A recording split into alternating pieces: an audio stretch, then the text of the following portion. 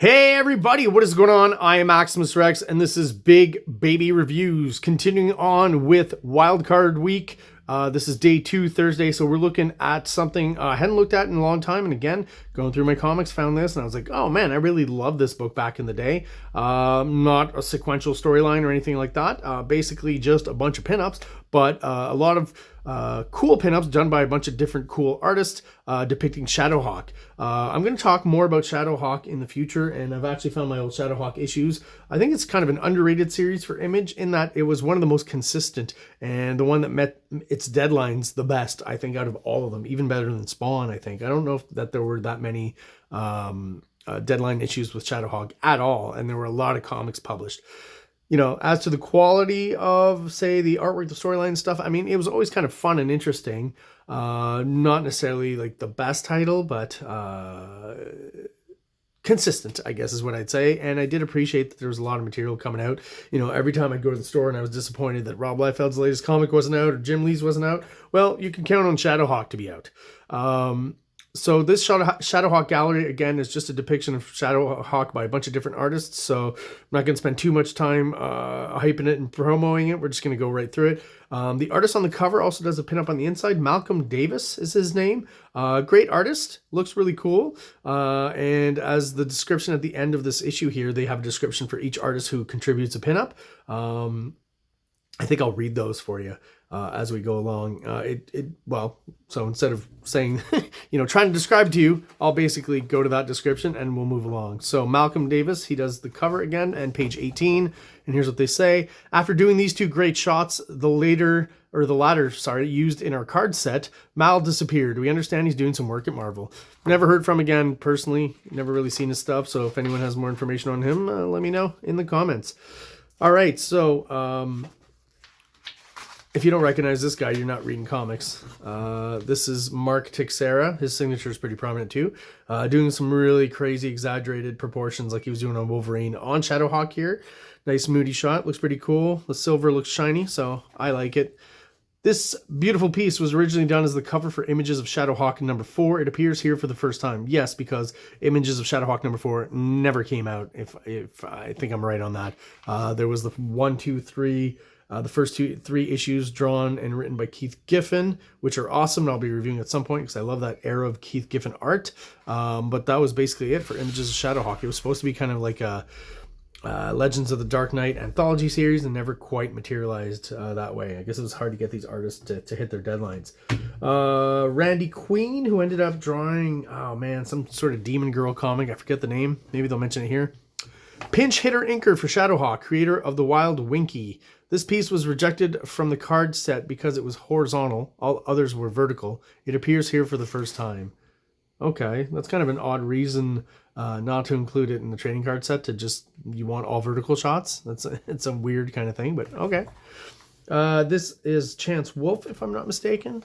Yeah, channeling, I would say his style is generally a little more Image, kind of West Coast hatchy, but here he seems to be channeling almost a little bit of Sam Keith, I would say. He did design the logo for the Max, right? Superstar inker on SHADOWHAWK since issue 3. Chance tries his hand at penciling issue 13. Look out for it. I guess we'll be getting to that when I do my SHADOWHAWK reviews. Page 4, I'm surprised. I didn't know this artist back in the day. Now realizing this is the guy who did Faust, Tim Vigil. Originally done as part of a triptych ad for Images of SHADOWHAWK. It appears here for the first time. So maybe Tim Vigil was even scheduled to do some Images of SHADOWHAWK, and that didn't materialize either. That kind of sucks. If you know comics, again, you should recognize this guy's style right away. Norm Breyfogle, I think I'm saying that right, Breyfogle, passed away, rest in peace. Another piece that didn't make it into the card set. This piece appears here for the first time. So I guess a lot of that, just extra art that, didn't work for Images of SHADOWHAWK because it was never published, and that was used in the trading card set, or wasn't used in the trading card set in this case. Pretty cool. Pretty recognizable. Not sure I agree with the coloring on this piece. I'm not quite sure who did it, and it looks a little weird to me, but this is definitely Jay Lee, right? You can kind of see his old school signature here, but great image, but the coloring does it a disservice rather. Page 6, Jay Lee. Jay continues to prepare Hellshock for Image Comics, and his rendition remains one of our favorites. Very promo-y descriptions here, but that's fine. They're really putting them over. Mike Allred, pretty obvious style there too. Kind of makes the metal here, you know, points out the fact that it's not fabric, so the metal's bent here in this image. I don't know. Always wondered about SHADOWHAWK's kind of metal, straight through metal costume and how it works at the joints, but you know, it's comic books. What do they say about Mike? Red Hot from his own Madman series over at Dark Horse did a bang up job on this image. No pun intended. Not quite sure where the pun is. Brad W. Foster, have no idea. You know, back in the day, didn't really like it. Draws great buildings, I guess, but his figure work could be a little bit better. And okay, so he's the background artist extraordinaire and self-proclaimed swell guy taking his first stab at a superhero, and a great job it was too. Okay, so I'll cut him some slack on that. Backgrounds are great. How often comics are the backgrounds amazing and the foreground elements and characters anatomy not so great? Very rare. Kind of a twist on the usual trope of comic book artists. This is Walt McDaniel, if I'm not mistaken, kind of doing like a more kind of high-techy, pre-Matrixy kind of SHADOWHAWK suit. A little bit of a Jim Lee vibe to his stuff. Walt McDaniel and Matt Banning, the white hot team supreme from the Pact, try their hand at SHADOWHAWK, and we like it. Yeah, and the art's printed clear here. I remember the Pact had kind of some muddy printing. It felt like the inking was very muddy, and here it is not at all. Very clean, like I said, more West Coasty. Getting some interesting hatched ones here. Sean McManus, or McManus, he did a lot of stuff for DC. Always thought his stuff looked pretty good. He's hatching it up a little bit more here to kind of fit the image style, I feel like. Hot off his brief stint on Supreme, look for his new book, AX with Marv Wolfman. And this image appears here for the first time. Okay, so they mention every time it's a first time appearance of an image.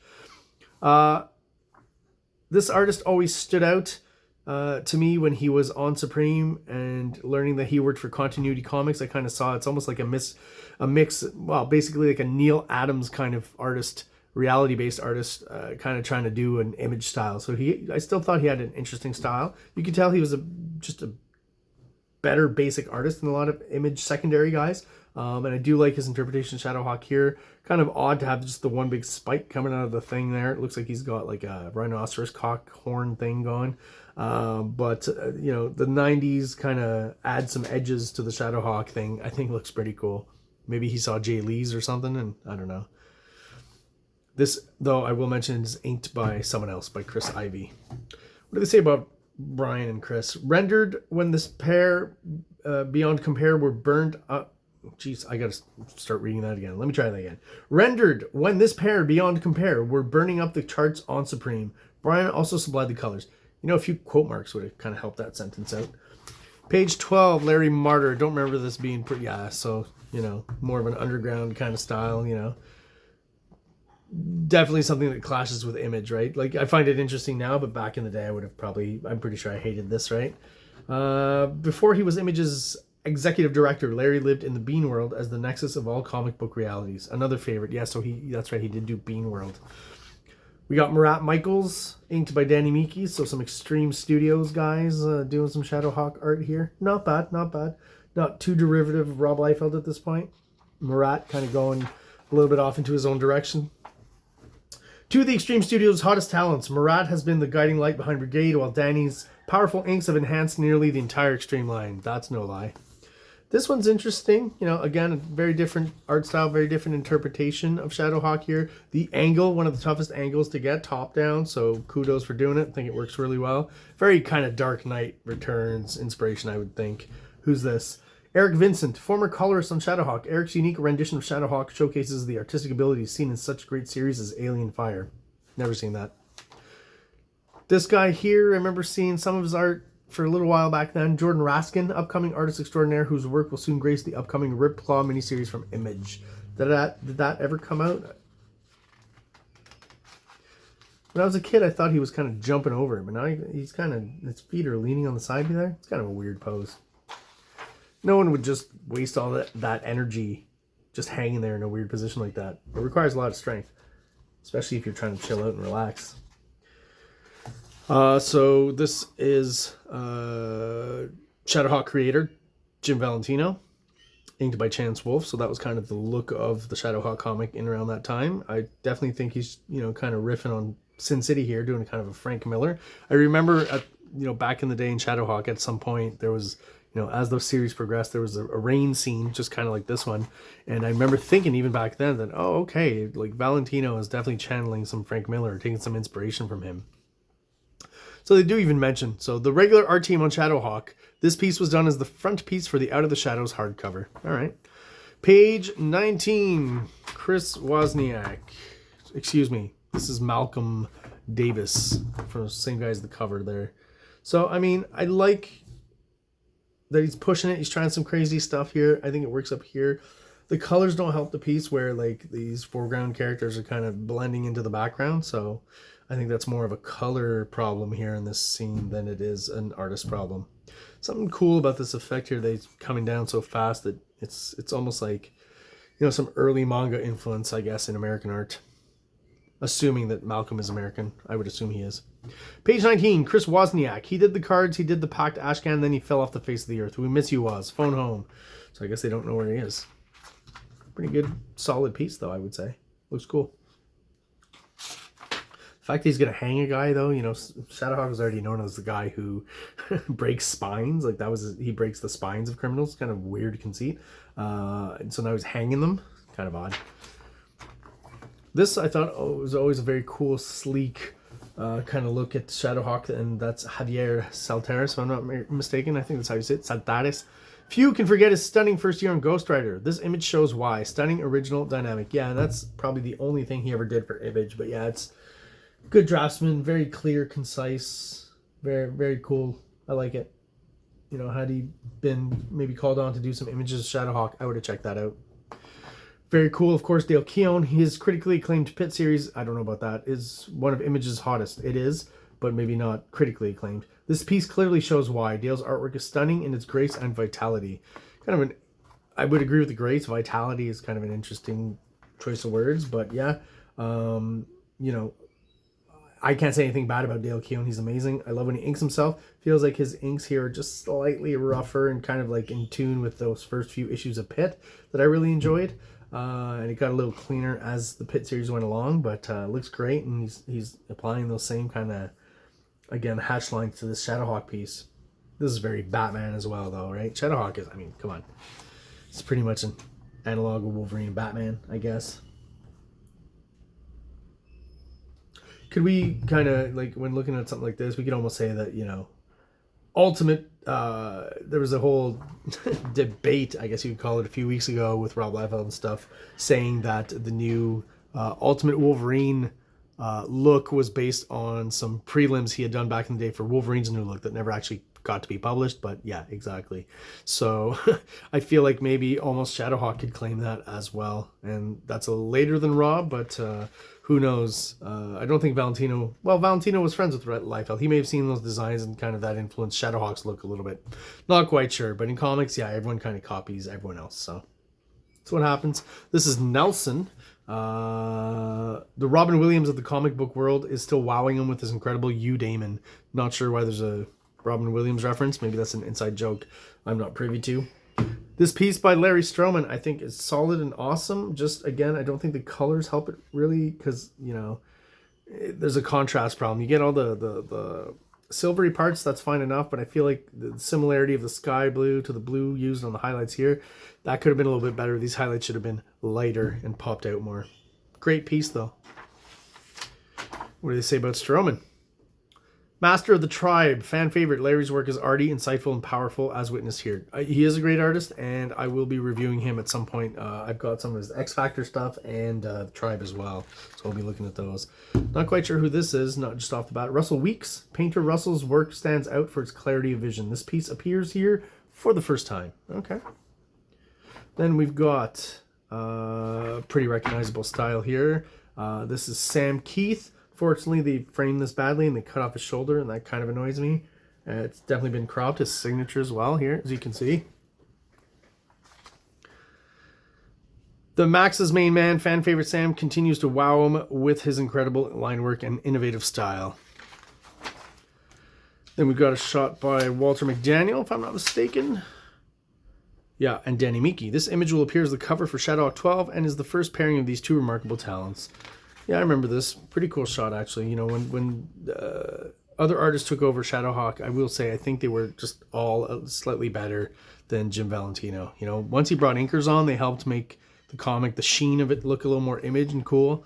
This detailed artwork down here, right? Because at this point, Jim Valentino is the penciler, but he's got Randy Queen and Brad Foster inkers here, and Chance Wolf and stuff, making him look good. Not that he's a horrible artist or anything, but they definitely helped give Shadowhawk an image kind of look.